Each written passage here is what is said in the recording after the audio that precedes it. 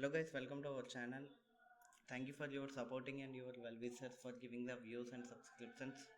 So guys ఈ వీడియోలో మనం లాస్ట్ వీడియోలో ఆల్రెడీ నేను చెప్పాను direct selling situation in world ఇప్పుడు ఎలా ఉంటుంది, లేదంటే ఇప్పుడు డైరెక్ట్ సెల్లింగ్ సిచ్యువేషన్ ఏంటి నేను ఎక్స్ప్లెయిన్ చేస్తాను. Guys they have the time to explain or explore to the what is the direct selling situation in world. So ఒకప్పుడు డైరెక్ట్ సెల్లింగ్లో చూసుకున్నట్టయితే గాయస్ ఎంతో డైరెక్ట్ సెల్లింగ్ అనే ఒక బిజినెస్ ఉంది, లేదంటే ఒక డైరెక్ట్ సెల్లింగ్ అవుతుంది అనే విషయం ఎవరికి తెలిసేది కాదు. సో అసలు డైరెక్ట్ సెల్లింగ్ అనేది ఒక బిజినెస్ ఫీల్డ్ అని ఎవరికి కూడా తెలిసేది కదా. 1880s స్టార్ట్ అయ్యేటప్పుడు just door to door delivery అని, లేదా హౌస్ టు హౌస్ డెలివరీ, లేదా ఫేస్ టు ఫేస్ డెలివరీ అని మాత్రమే అనేవారు. ఆఫ్టర్ 1978 వరకు ఏవైతే మనకి యాంబే కంపెనీ కేస్ తర్వాత డబ్ల్యూబిఎస్సి కానీ, ఎఫ్టీసీ కానీ, ఐడిఎస్సి అనేది మన ఇండియాలోకి 1996లోకి వచ్చింది.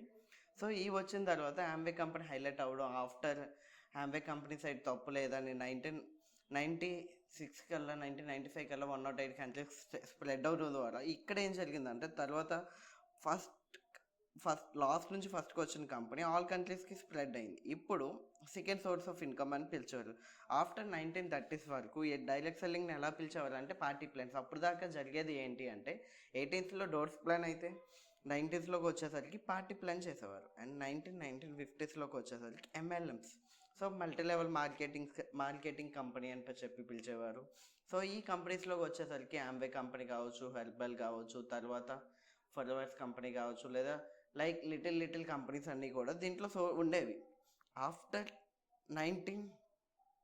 1990స్లో ఇంటర్నెట్ డిజిటల్ బిగినింగ్, అప్పుడే ఏదైతే డిజిటల్ ఇంటర్నెట్ ఏదైతే అప్పుడే స్టార్ట్ అవుతుందో, సో ఇది ఇంటర్నెట్తో స్టార్ట్ అవుతుంది. సో ఇంటర్నెట్ అయితే వస్తుంది, బిగినింగ్ డిజిటల్ బిగినింగ్ అని చెప్పి పిలిచేవారు అప్పట్లో ఉన్న కంపెనీస్. ఆఫ్టర్ 2010 తర్వాత సోషల్ టెక్నాలజీ ఎట్లయితే అప్గ్రేడ్ అవుతుందో అట్లానే మనకి డైరెక్ట్ సెల్లింగ్ కంపెనీ కూడా అప్గ్రేడ్ అవుతూ వస్తుంది అనమాట.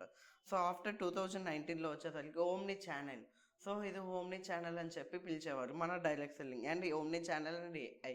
సో అది ఎట్లా అంటే మన డైరెక్ట్ సెల్లింగ్ బిజినెస్లో ఒక కంపెనీ అప్గ్రేడ్ అయిన వర్షన్లో చాలా వరకు కూడా ఓమ్ని ఛానల్ అని చెప్పి పిలుస్తూ ఉండేవారు. ఆఫ్టర్ 2021లో రెగ్యులర్ టర్న్ ఓవర్ అంటే ఏదైనా ఒక ట్రెడిషనల్ ఫీల్డో లేదంటే ఒక ఇండస్ట్రీ ఫీల్డ్లోకి వెళ్ళినట్టయితే రెగ్యులర్ టర్న్ ఓవర్ అని చెప్పి ఎక్కడా లేదు.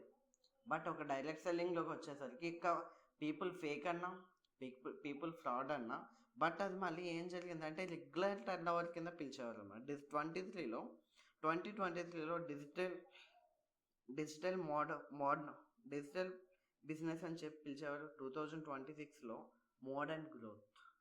సో ఇప్పుడు 2026లో మోడర్న్ గ్రోత్ అంటే ఇప్పటి వరకు ఎక్కడ ఎలాంటి గ్రోత్, జాబ్స్ అకార్డింగ్ కావచ్చు, ట్రెడిషనల్ బిజినెస్ అకార్డింగ్ కావచ్చు, ఎక్కడ ఎలాంటి లేని బిగ్ గ్రోత్ మన ఒక డైరెక్ట్ సెల్లింగ్లో కనిపిస్తుంది. సో ఆఫ్టర్ మనకి 2030 ఒక FTC కామన్ అసోసియేషన్ ప్రకారం USD, సో అమెరికన్ వాళ్ళు ఒక సర్వేలో చెప్పారనమాట, US$లో 2023 కల్లా మన యొక్క ఏదైతే డైరెక్ట్ సెల్లింగ్ టర్న్ ఓవర్ ఉందో అది 330 బిలియన్స్కి వెళ్తుందని. అట్లానే FTC ఆఫ్టర్ 17 తర్వాత మనకి 2026లోపు ఈ మార్కెట్ ఏదైతే ఉందో 220 బిలియన్స్ పీపుల్ మనం రీచ్ అవుతామని. సో ఆఫ్టర్ అదే అకార్డింగ్ 2026లోకి వచ్చినట్టయితే మనం స్టిల్ ఇప్పటికీ 220.26 బిలియన్స్ మనం టర్న్ ఓవర్ చేసాం. అండ్ క్యాగర్ 64.5 గ్రోత్ అనేది మనం బిజినెస్లో మనం చూస్తున్నాం. And CAGR means compound annual growth. So compound annual growth మనకి 2026 చూసిన తర్వాత 2030కి మనకి ఏమిచ్చిందంటే 280 బిలియన్ పీపుల్ మనం రీచ్ అవుతామని. సో అంత టర్న్ ఓవర్ బిజినెస్ మన డైరెక్ట్ సెల్లింగ్ బిజినెస్లో మనం చేస్తామని చెప్పారు అనమాట. సో గైస్ ఒక డైరెక్ట్ సెల్లింగ్ ఒకప్పుడు చూసుకున్నట్టయితే ఏమీ లేదు, 0తో స్టార్ట్ అయింది.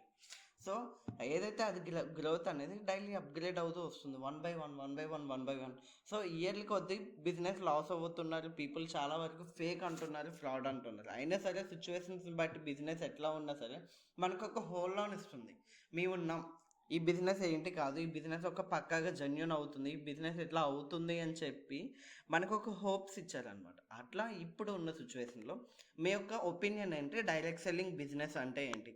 సో నా ఒపీనియన్ వరకు వచ్చేసరికి direct selling is the best business in our present ఉన్న సిచ్యువేషన్. ఎందుకు అంటే నువ్వు 2026లో ఉన్నావు బాస్. 2026లో నీకు ఎక్కడ జాబ్ విషయానికి వస్తే అదొక ఎట్లా అయిపోయిందంటే కరువులో ఉన్నట్టు అయిపోయింది. సో నువ్వు ఎక్కడికి వెళ్ళినా నీకు కావాల్సింది ఏఐ టెక్నాలజీ. ఒకప్పుడు 2019లో చూసుకున్నట్టయితే సి లాంగ్వేజ్, సిలో 2000స్లో 2010s ఒక 10 years బ్యాక్ వెళ్ళిపోయినట్టయితే సి లాంగ్వేజ్ అని, C+ లాంగ్వేజ్ అని, జావా అని, కోడింగ్ అని ఇలా చూసుకున్నారు. సో ఇప్పుడున్న సిచ్యువేషన్లో నువ్వు జావా మీద జాబ్ చేయాలని చెప్పి జావా కోచింగ్కి వెళ్తే జావా కోచింగ్ కంప్లీట్ అయ్యేసరికి అక్కడ నీకు ఇంకో అప్గ్రేషన్ వస్తుంది, Java pro are etcetera Python pro, demat accounting. So ఈ విధంగా ఇక్కడ నీకు చాలా వరకు అప్గ్రేషన్స్ వస్తున్నాయి. ఇప్పుడు ఏఐ. సో లాస్ట్ వరకు జావా నేర్చుకొని, జావా పైథాన్ నేర్చుకొని మనం జాబ్కి వెళ్ళిపోవచ్చు, లేదా యాప్ డిజైనింగ్ చేసుకొని జాబ్కి వెళ్ళిపోవచ్చు. సో ఇప్పుడు మనకి జాబ్ కావాలంటే ఏఐ. సో ఏఐని క్రాక్ చేయాలి, లేదంటే ఏఐని హ్యాండిల్ చేయాలి, ఏఐలో మన ప్రాజెక్ట్స్ చేయాలి, ఏఐతో మన కమ్యూనికేషన్ ఉండాలి. అప్పుడు మాత్రమే మనకి ఇప్పుడు ప్రజెంట్ సిచ్యువేషన్లో జాబ్. బట్ డైరెక్ట్ సెల్లింగ్లో స్టార్టింగ్లో ఏదైతే ఒక్క ప్రాసెస్ స్టార్ట్ అయిందో, డోర్ టు డోర్ లేదంటే పీపుల్ టు పీపుల్ కమ్యూనికేషన్ అని, స్టిల్ ఇప్పటికీ కూడా మనకి అదే రన్ అవుతూ వస్తుంది. సో పీపుల్లో మనకి ఇది జరిగాయి, ఏది థర్డ్ పర్సన్ లేకుండా. సో ఒకప్పుడు పీపుల్ అందరూ ఏదైతే అనుకున్నారో ఇప్పుడు అదే సిచ్యువేషన్లో ఒక ఫ్యామిలీని లేదంటే ఒక గ్రూప్ ఆఫ్ పీపుల్ స్టాండప్ చేస్తుంది. ఏ కంపెనీకి వెళ్ళి ఇప్పుడున్న సిచ్యువేషన్లో ఏ కంపెనీకి వెళ్ళినా ఆ కంపెనీ ఆఫీస్లో even 100 to 200 people direct sellers ఉంటారు. సో ఇప్పుడున్న సిచ్యువేషన్లో ఏదైతే government job life time settle అనుకుంటున్నారు. సో గవర్నమెంట్ జాబ్ చేసే వాళ్ళు కూడా ప్రెసెంట్ డైరెక్ట్ సెల్లింగ్లో పార్ట్ టైం సోర్స్ చేసుకుంటున్నారు. సో బికాజ్ ఎందుకంటే రేపు పొద్దున్న ఏఐ టెక్నాలజీ ద్వారా జాబ్స్ పోతున్నాయి. సో లాస్ట్లో చూసుకున్న టెక్ మహేంద్ర కానీ లేదంటే ఇన్ఫోసిస్ కానీ లాట్స్ ఆఫ్ పీపుల్ని రిమూవ్ చేసింది. బికాజ్ ఎందుకంటే ఏఐ అప్గ్రేషన్ వాళ్ళ దగ్గర లేదు అని చెప్పి. So what about us? So ఇంకా మనం స్టడీస్ కంటిన్యూ చేస్తున్నాం. ఇంకా వరకు మనం ఇప్పటికొచ్చి మన కెరియర్ మీద డెసిషన్ తీసుకోవాలి. బట్ డైరెక్ట్ సెల్లింగ్ అనేది ఆల్వేస్ మనకు ఒక డెసిషన్ ఇస్తుంది. ఆఫ్టర్ 18 years తర్వాత ఇండిపెండెంట్గా నువ్వు బిజినెస్ స్టార్ట్ చేసుకోవచ్చు అని. సో ఇంతవరకు కూడా మీరు డైరెక్ట్ సెల్లింగ్ గురించి ఆలోచించలేదా? లేదా డైరెక్ట్ సెల్లింగ్ బిజినెస్ అంటే మీరు ఫేక్ అనుకుంటున్నారా, ఫ్రాడ్ అనుకుంటున్నారా? అసలు మీ ఒపీనియన్లో డైరెక్ట్ సెల్లింగ్ ఏంటి అనేది ఈ వీడియో చూసిన ప్రతి ఒక్కరు కూడా నాకు కామెంట్ చేయండి గైస్. దాన్ని బట్టి మీకు ఇంకా సజెషన్స్ నేను ఇవ్వడానికి ట్రై చేస్తా. Once again thank you so much for me ఓపికతో, మీ యొక్క టైంతో నా వీడియోస్ చూస్తున్నందుకు. సో గైస్, మీ యొక్క ఫీలింగ్స్ ఏంటో మీ యొక్క ఒపీనియన్ ఏంటో నాకు కామెంట్ చేయండి. And one of the best ఇవ్వడానికి నేను ట్రై చేస్తాను మీకు. Once again all the best. And please వెళ్ళే ముందు నా ఛానల్ సబ్స్క్రైబ్ చేసి లైక్ చేయండి. మీకు ఏదైనా ఉంటే కామెంట్ చేయండి. సో అది నేను మళ్ళీ మీకు నెక్స్ట్ వీడియోలో మీకు అది ఎక్స్ప్లెయిన్ చేయడానికి చేస్తాను. Okay guys, thank you.